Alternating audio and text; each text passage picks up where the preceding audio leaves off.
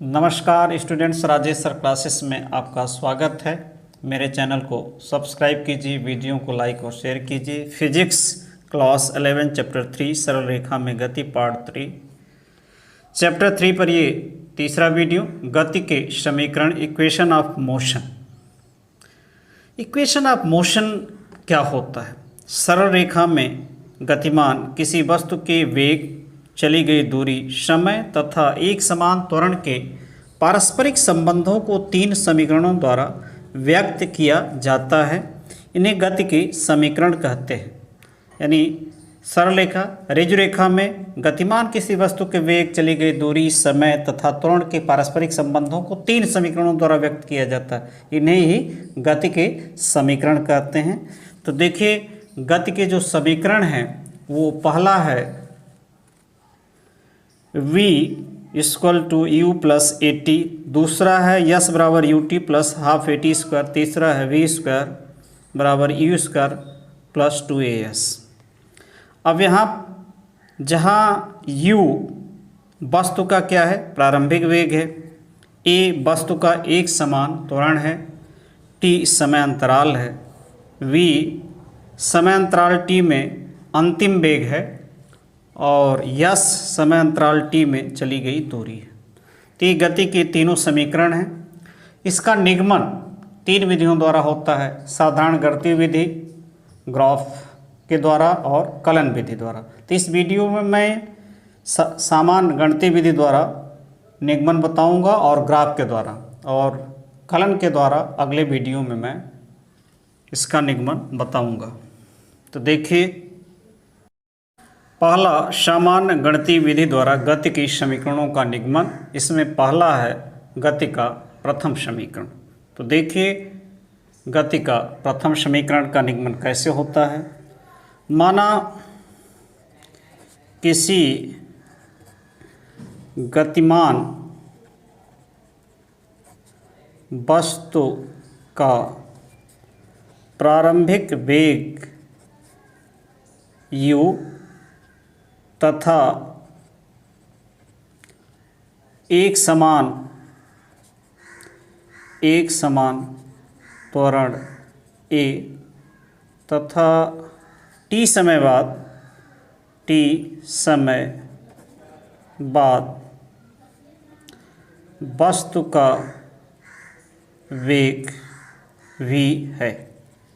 यानी किसी गतिशील या गतिमान वस्तु का प्रारंभिक वेग u, एक समान त्वरण a, t समय बाद वस्तु का वेग यानी अंतिम वेग v है।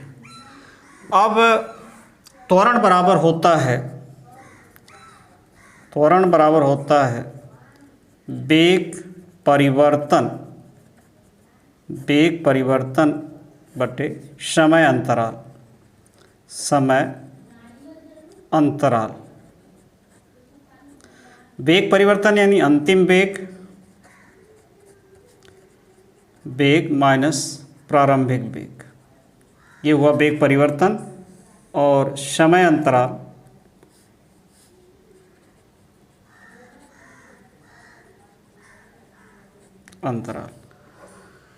अब यहाँ एक समान त्वरण की चर्चा है, यानी प्रति सेकंड जो वेग में वृद्धि होती है वही त्वरण कहलाता है।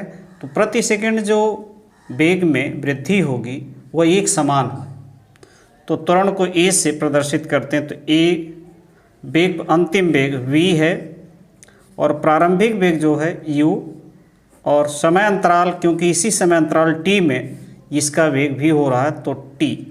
यह अब इसका तिर्यक गुणा करेंगे तो ये हो जाएगा at बराबर v माइनस u।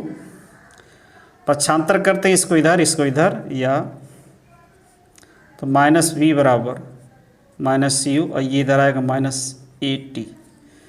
चिन्ह चेंज करते हैं तो v बराबर u प्लस at। ते हुआ गति का प्रथम समीकरण सामान्य गणितीय विधि द्वारा निगमन। तो ये इसके द्वारा हम किसी वस्तु का अंतिम वेग, यदि प्रारंभिक वेग और त्वरण और समय ज्ञात है तो अंतिम वेग ज्ञात कर सकते हैं। गति का द्वितीय समीकरण। माना किसी गतिमान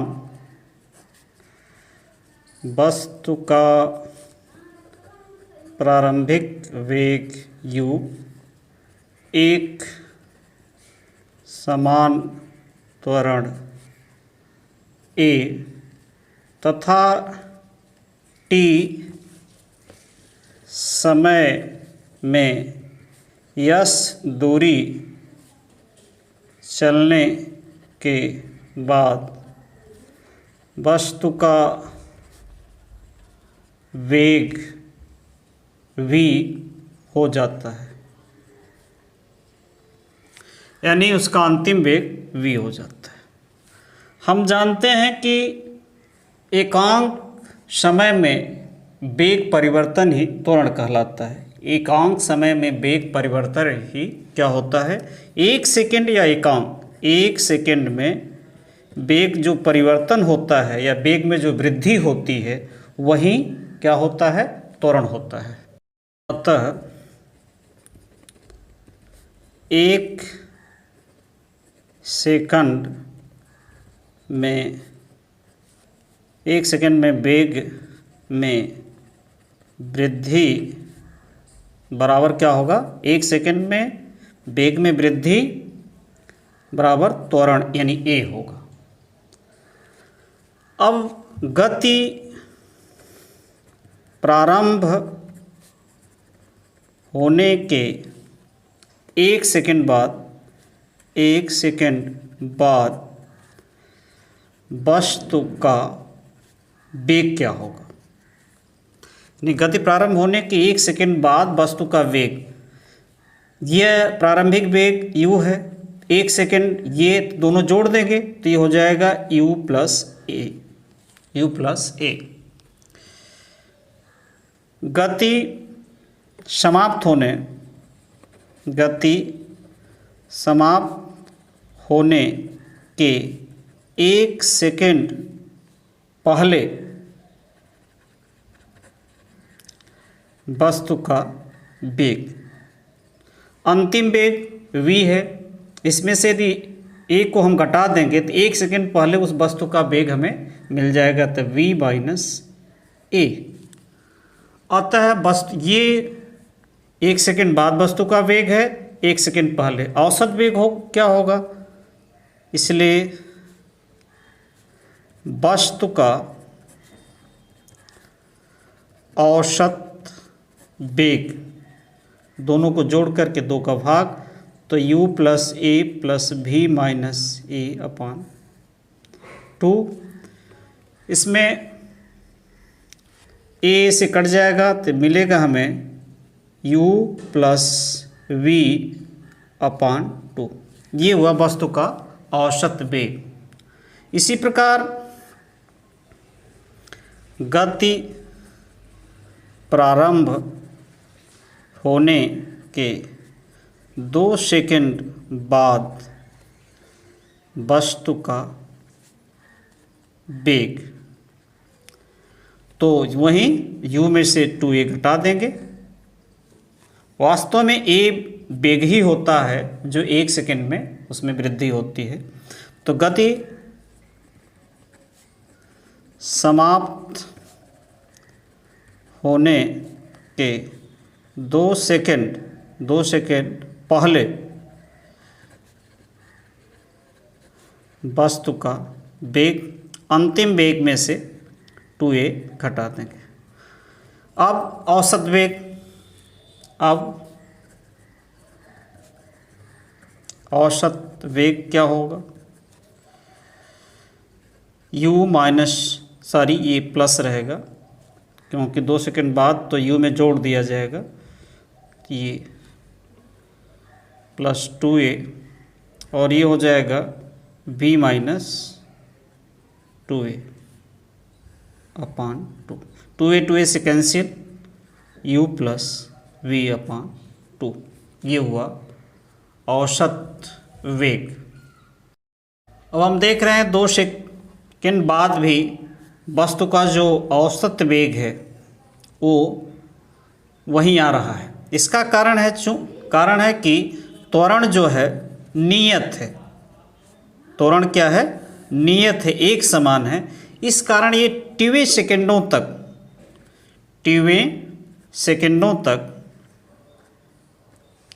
इसी औसत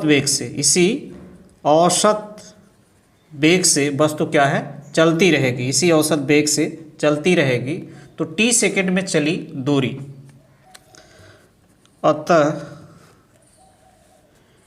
t सेकेंड में चली दूरी, तो दूरी यस बराबर होता है चाल गुणे समय। तो चाल यही औसत v u plus v upon 2 into T here.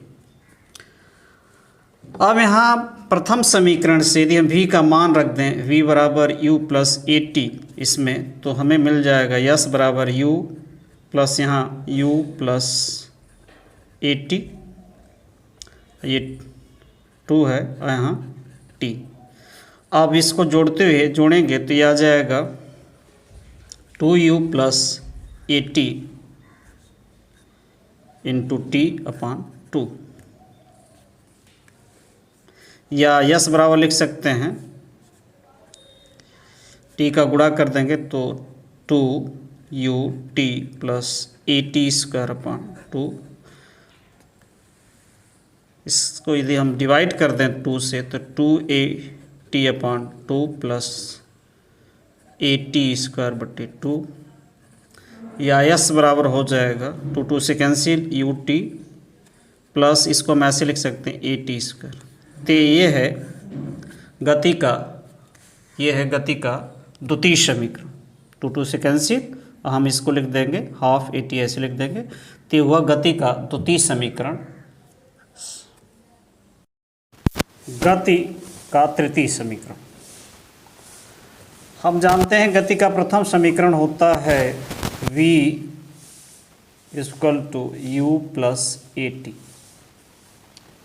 दोनों पक्षों का यदि वर्ग करेंगे तो हमें मिलेगा या v square u plus a t whole square.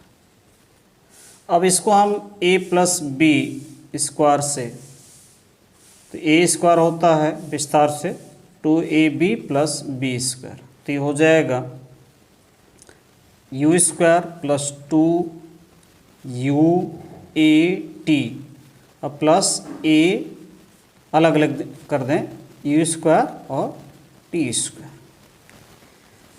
u square plus 2 एक कॉमन ले लिया जाए, इसमें से 2a कॉमन लिया जाएगा तो यहाँ बचेगा u टी, यहाँ 2 है नहीं तो यहाँ नीचे लिख देंगे, ऐसे लिख देंगे a एक कॉमन है और एक बचेगा यहाँ पर, ये हो गया।